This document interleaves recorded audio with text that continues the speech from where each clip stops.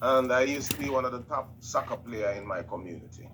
And a lot of my friends at the time, they went on to play through high school and then start playing for the national football team.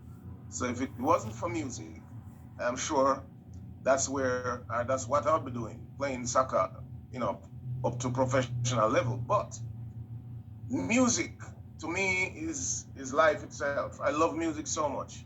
And the minute I realized that I'm blessed with music, it was at the age of about 9, 10, I started to put all my efforts and passion into music because of what it does to me and how it makes me feel. So, yes, there were other choices, but none of them was going to stop me from doing what I love best, which is music. Petra, Yeah, most definitely. Yes, you're muted. oh, yeah. I was so engrossed. I was listening so much. Hi, Richie. It's a pleasure to meet you. My name is Petra. Nice to meet you too, darling. Nice talking to you. Yeah, most definitely. So yeah, I can totally relate. You know, when music calls you, you have to listen. You know, and both Mhm. me and TYB are both artists. TYB is a Juno award-winning artist, which is like Canadian Grammys, and I'm a Juno nominated artist. So you have to follow that passion. You have to follow that calling of the Most Recording in High. You know, progress. so. So I wanted to say that. So on to my question. So I wanted to ask you, who would you say has been like your biggest influences in music? Like who's influenced All right, you? I've got so many different people that influence me, but I would say my most outstanding influence is Mr. Dennis Emmanuel Brown, a reggae artist from out of Jamaica. Wow. I've been listening to Dennis Brown since I was very young, Mm-hmm. and I just can't tell you how much that man has influenced me because back in those days when I was living in the country, I used to hear his music on the ear a lot, and I can't explain the feeling that I get when I Mm-hmm. hear his music at such a young age. But all I know, he's one of the main person who got me to be in this industry. Yeah. But there are other artists who I listened to over the years. Mr. Luther Vandross is one of them, one of my Mm-hmm. all-time favorite. Jeffrey Osborne, James Ingram, Spotty LaBelle, a whole lot of great. I like to listen to great artists because I think there's something to learn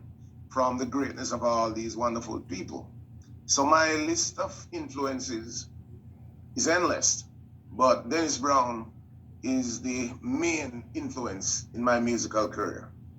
Most definitely. And you had a chance to meet him, didn't you? In your career? Yeah, I was called on stage to sing a song with him when I was Mm-hmm. about 21, and that is a moment that I'll never forget as long as I live. Because I remember the first time I met him at a studio, and when I was introduced to him, he smiled and looked at me and said, "Richie, I love the way you sing, and I Wow. love you voice so much." And he said, you've got one of the best range in our music, and I want you to protect that voice. Don't smoke."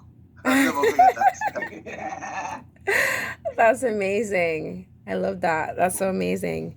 So I wanted to. Oh, you've also actually worked with. You've worked with so many amazing artists like yourself throughout the span of your career.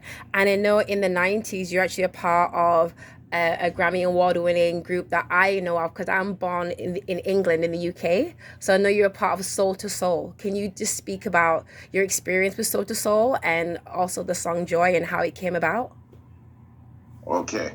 Wow, there's so much history Yeah, with I soul. know.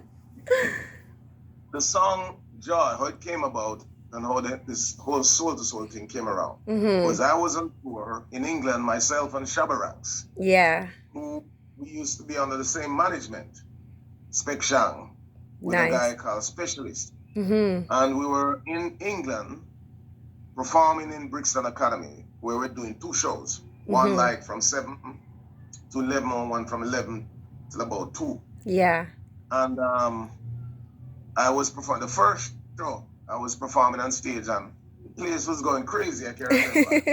And after performing, I went backstage, and one of the bouncers, came to me and said, "Hey, Jazzy B is at the door and he'd like to come in to see you.